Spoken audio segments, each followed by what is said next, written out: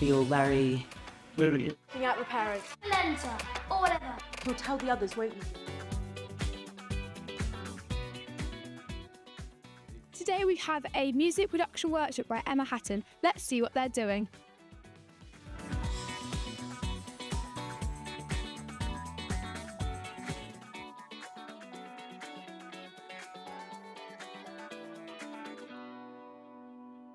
As you can see, we've had another action-packed day here at Into Drama.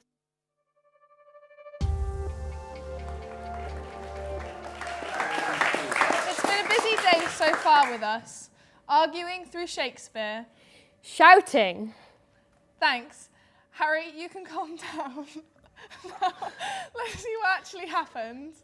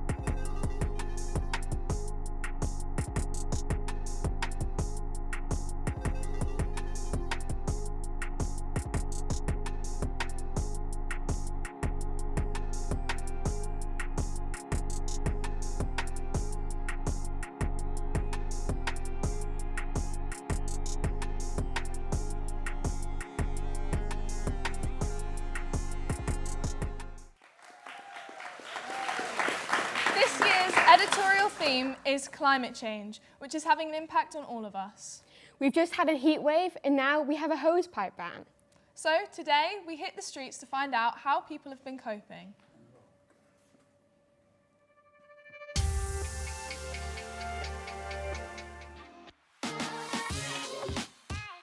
It's the first thing you think of when I say climate change. Melting ice caps and polar bears. Like ice caps, but what is the to add these as well? Yeah, just like global warming in general with like greenhouse gas emissions and something. Yeah, I just think that's affected the weather thing as well. Definitely. I think heat is obviously it's very, very hot. And then I think of like the ice caps melting and the average sea level rising. Well, climate change is basically the world's good. What has been your best method to cope with the weather recently? Just like leaving the windows open, so like when you're like out and about and not like outside, just leave the windows open because then when you come in, it's nice and cool. Making cold drinks, staying inside, putting the fan on or blinds down. So how have you been affected by this weather recently? It's been like too cold. There's like, I mostly have like clothes for like winter, and the weather has been like changing like rapidly, like recently. So I think that's a really big like impact. Are you going on holiday somewhere hot or are you enjoying the lovely weather here? I am trying to enjoy the lovely weather here with 3 fans all pointed at the entire day 24/7.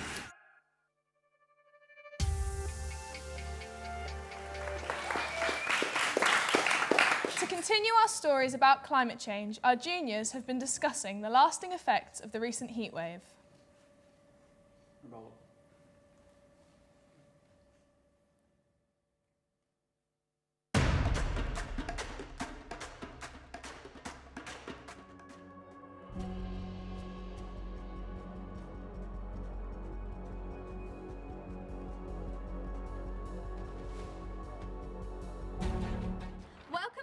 Today's weather report. Breaking news. Snow has taken over England. Lows of minus 30 degrees. Such deep snows it's almost impossible to drive in. The beloved household animals you used to know have been turned into crippled monsters. Dogs have lost their fur worldwide due to increasing heat. Turtles have become extinct because of pollution in the ocean. Because of massive wildfires in Australia, orphaned koalas are dying in the streets. Atlantis has happened again. Greece has been submerged by water due to rising sea levels because of climate change. What's that noise? I don't know, cut! Ladies and gentlemen, take cover. It's the end. It's too late.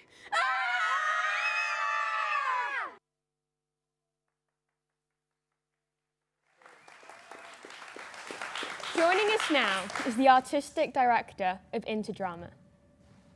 Phil Waller.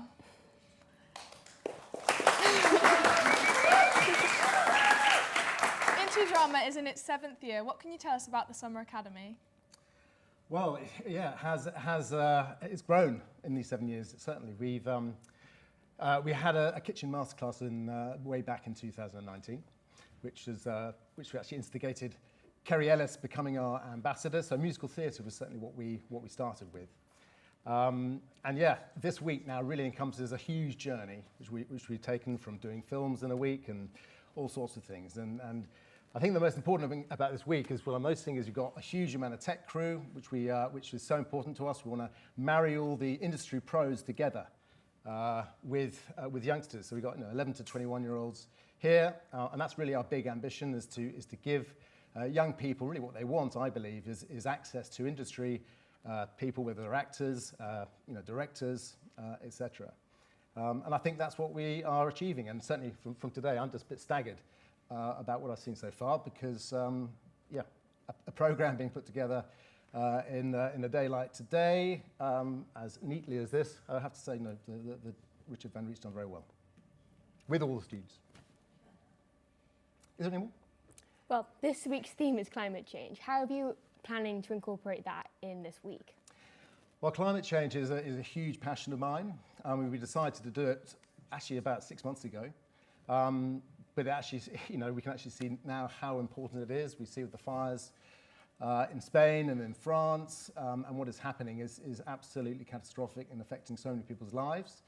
And I think what's so important, I know there's anxiety around surrounding some of the young who are worried about their future and worried about the planet, because that's the most important thing. It has to surpass anything else.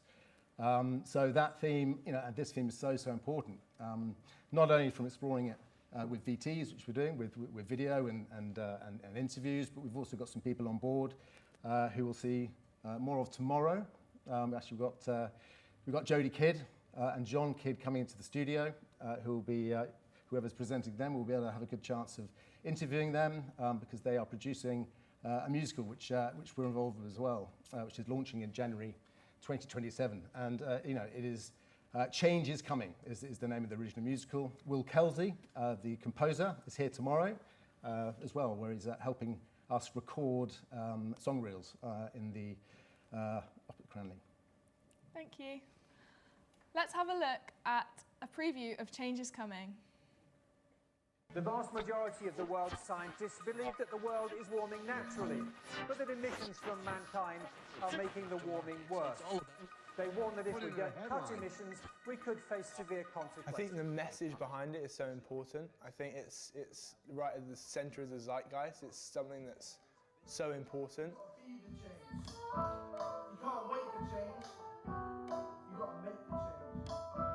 The characters are so diverse, which is so fun to have those different sort of energies in the room, but also just the general message of the show and how it speaks about coming together is really important, and I think that I value that a lot as a person as well.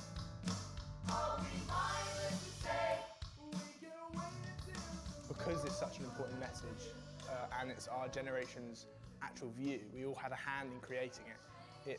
You can't really argue with it.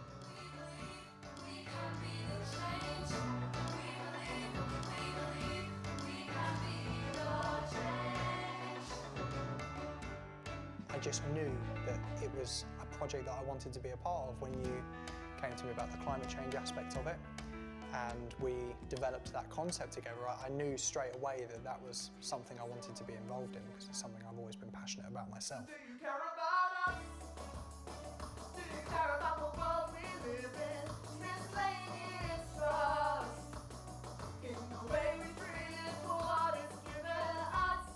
I absolutely love the songs. I think that's my favourite aspect of the show, and Will has done so well in composing them, because they are combining things that are so important for a song to really make the change that we want. turning education into entertainment, which is pretty effective. I think the way the show tackles it and shows it from like our generation's perspective, I think it's something interesting. I think it's something people will enjoy and be interested in watching. We could be telling them what to do this, but they're in a space where they're going to enjoy what they're seeing, they're going to take in the information, and they're going to leave enjoying the show, but also taking away the information that we've given them. So what now? Why are we all so selfish? In this world that's become so helpless, the self-preservation's affecting the nation. It feels like we're heading for a down nation. We shouldn't have to feel like... There's hip-hop, there's pop, there's electronic music, it's all in there, and it just makes it really makes various different sounds, which I think is great.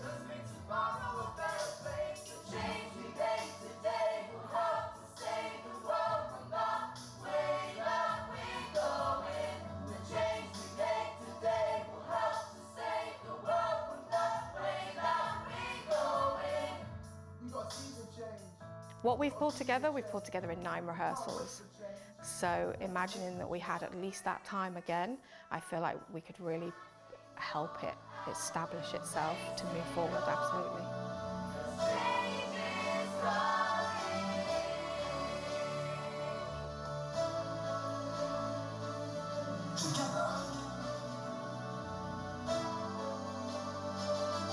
Together, we can make real change happen.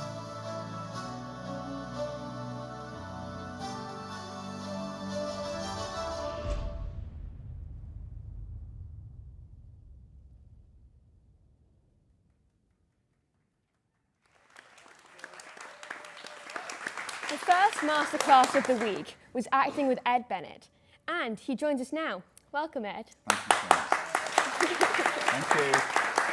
Ed, you've acted in Bridgerton, The Sound of Music, and Breaking the Code. Which of these roles have been challenging and why?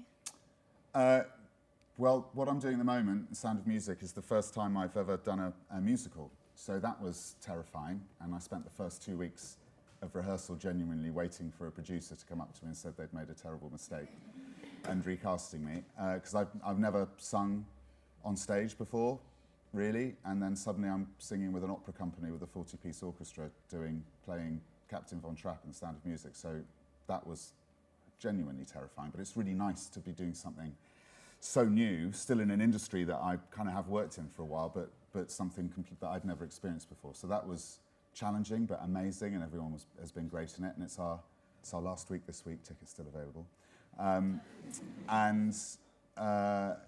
It's in Leeds though, it's a long way from Cranley. And Breaking the Code was a play about Alan Turing, so that was challenging because it was the most amount of lines I'd ever had to learn about something I didn't understand, maths.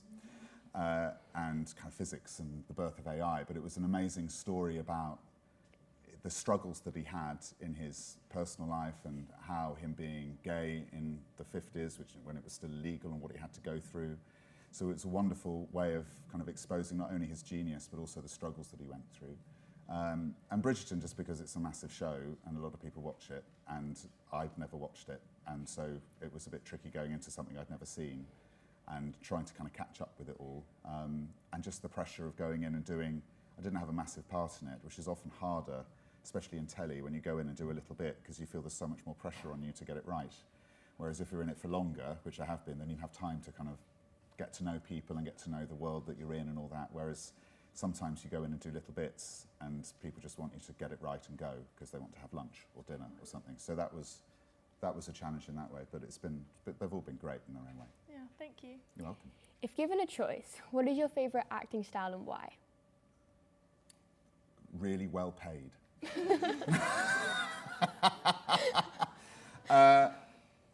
With theatre, for me, has always been kind of first love. It's the worst paid, but it's always the kind of first love because you have a great sense of family within.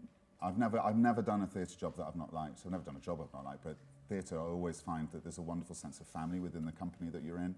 Also that sense of immediate connection with an audience, telling a story in one go to an audience, getting the opportunity to do it again the night after, hopefully. and to be able to keep working on it, and just to have also the writing's usually better in theatre than it is in telly. The plays are usually better, and so you get that opportunity to share that with an audience viscerally in the moment, on a stage or in a studio or wherever. And it just always has been my first and only love. But telly pays the bills. Thank you. You're welcome. For aspiring young actors, do you think it's becoming harder to get work? And if so, why do you think this is? I don't know. I mean, I think there's always been a saturation in the industry. I think, if I'm honest, I think that there's a level of kind of institutional fraud around drama training. I think, you know, you can go and do a 3-year drama course at various different places, and the training might be fantastic, but the opportunity to get work, get agents at the end of it, is limited to nil. And I feel that there needs to be a little bit more kind of control over who can run courses and who has the ability to actually provide the opportunity, at least, to be seen by people in the industry at the end of it, significantly. I mean, I went to RADA, and still then, at the end of a 3-year course at RADA, half the year got an agent, and you kind of need an agent to get work. Not all the time, you can create your own work and make your own stuff, but it's harder to do that. Getting an agent gives you an automatic in to getting auditions and things like that. I don't know if it's got harder. I think that a lot more is being made, especially in this country, on telly and film, but at the same time, because most auditions now are done on self-tapes, it means that casting directors can offer auditions to many more people, because they don't need to have people come into a room anymore. So there are more opportunities, but the same amount of parts, it seems. So I don't know if it's got better or worse, I really don't. But it's a hard world. You know, Sound of Music, for example, there are 12 kids in it, 2 teams, and we've got 12 kids, and 7,000 kids auditioned for 12 parts from all over the country, and went through like 4 or 5 rounds to get it, and they are amazing, as were, I'm sure, many of the other thousands of kids that auditioned for it. But I was quite astonished by that, and you know, and sometimes you're like not first choice for a job. Like I did a production of Alice in Wonderland where I played a canary and a lobster, and I was 6th choice. 5 other people had been offered it and turned it down. They eventually came to me, but I smashed it. You've been within drama for 4 years now. What do you believe or think you've gained from the experience? Well, for me, just working with young people is an amazing thing to do. I was saying, I think, to your group earlier, that every time you do work on Shakespeare, and I work on the same scenes regularly. I have a very limited repertoire when it comes to working with people, but every time I do it, you learn something new about the scene, about the characters within the scene. You learn something new about yourself. I'm always learning as an artist from other artists, regardless of the environment, and today is no different to that. And just the way that it's run, the kindness and sensitivity that Phil has, that the team has to everybody, is really wonderful to be around. And it's genuinely inspiring. This doesn't happen anywhere else. I've never experienced it anywhere else. And it's a really nice building to be in and a really nice environment to be in as well. Thank you. You're now, welcome. we believe we've got a demonstration to show us from today. No, I can't. Yes, of course we have. Yes. Right. Shall I come over here? If we could get the junior group to come down. Remember your pieces of paper, your prologues, and I will speak to this camera here. Hello. So we have been working on lots of things today with Shakespeare.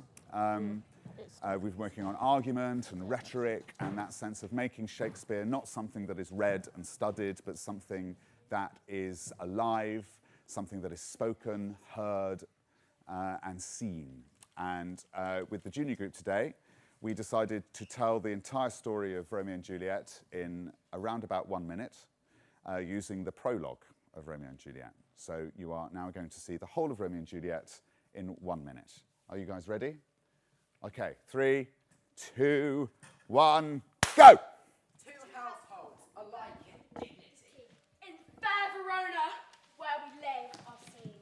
From ancient grudge, break to new mutiny, where civil blood Make civil hands unclean.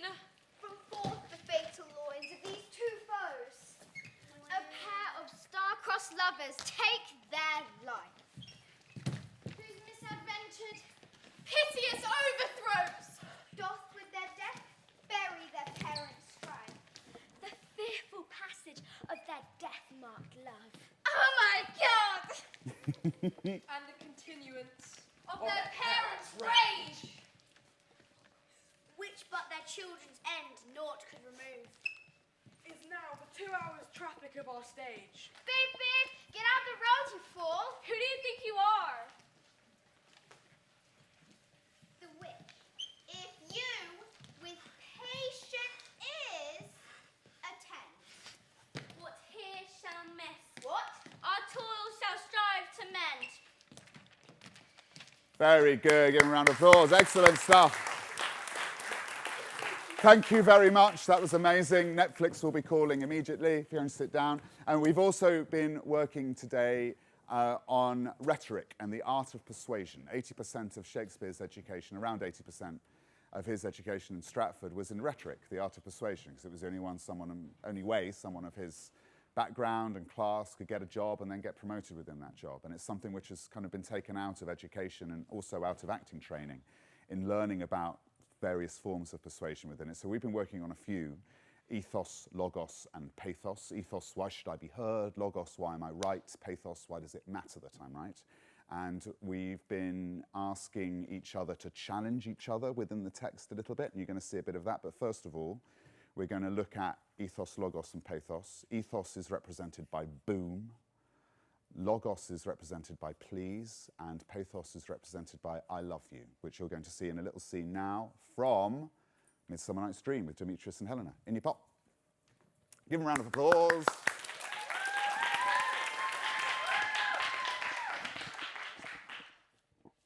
I love thee not, boom. Therefore pursue me not, please. Where is Lysandra and fair Hermia? The one I'll stay, the other stayeth with me. Thou told me they were stolen unto this wood, and here am I, and would within this wood, because I cannot meet my Hermia. Hence get thee gone, and follow me no more, please. You draw me, boom! You hard-hearted adamant, boom! But yet you draw not iron, for my heart is true as steel. I love you. Leave you your power to draw, and I shall have no power to follow you, boom. Do I entice you? Boom. Do I speak you fair? Boom.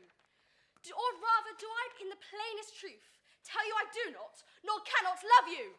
Boom! And even for that I do love you the more. I love you. I am your spaniel, please. And Demetrius, the more you beat me, I will fawn on you, please. Use me but as your spaniel. Spurn me, please. Strike me, please. Neglect me, please. Lose me, I love you. Only give me leave, unworthy as I am, to follow you. I love you.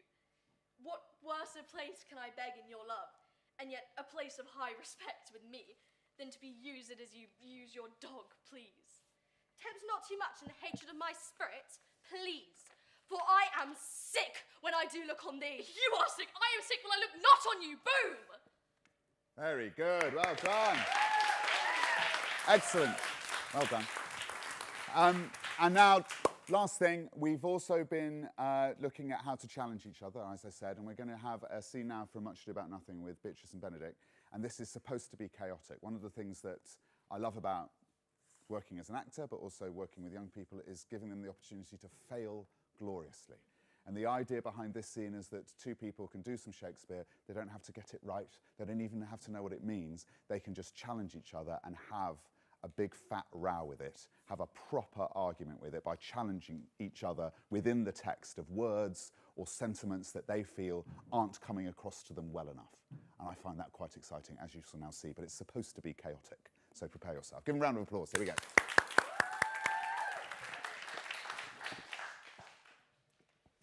I wonder that you'll still be talking, Signa Benedict. Nobody marks you. Marks who? You. Me? You! What? My dear Lady Disdain, are you yet living? Living? Living! Disdain? Disdain! Ha! Is it possible Disdain should die while she hatches me food to feed, is it, Signal Benedict? Feed? Feed! Feed! Feed! Courtesy itself must convert to disdain if you come in her presence. Her presence? Her presence? Then it's a courtesy, a turncoat. But it is certain I am loved of all ladies. All ladies. All ladies. Ladies. Ladies. Only you excepted. And I would, if I could find it in my heart, that I had not a hard heart. Hard heart? Hard heart. That truly I loved no one. A dear happiness to women. They would else be in trouble with a pernicious suitor. A pernicious suitor? Pernicious suitor! I thank God, in my cold blood, I am a humour for that. I would rather hear my dog bark at a crow than a man swear he loved me. Loves you? Love me! Loves you? Me! God, keep your ladyship still. Ladyship. Ladyship! Uh-huh. So some gentleman or other shall scape a predestinate scratched face. Scratched face. Scratched face! Well, scratching cannot make it worse, and turn such a face as yours were. Mine? Yes, yours. Mine? Yes, look at yourself! God, oh no. Well, you are a rare parrot catcher. Oh, I'm a rare parrot teacher.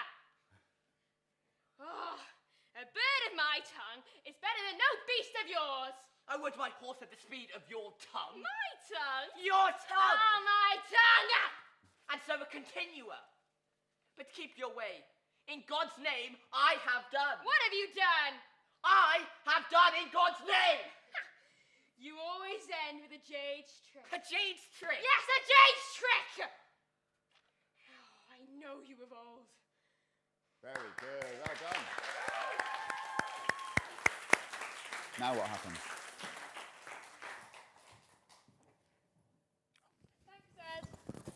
Tomorrow on the 4:30 show, we will be looking more into climate change and we'll all be learning from this leading lady of the West End.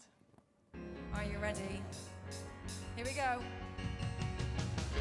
So if you care to find me, look to the western sky. As someone told me lately, everyone deserves the chance to fly. And if I'm flying solo, at least I'm flying free. To those who ground me, take a message back from me. Tell them how I defying gravity. I'm flying high, defying gravity, and soon I'll match them in renown. And nobody in all of Oz, no wizard that there is or was, is ever gonna bring me down. Bring me down.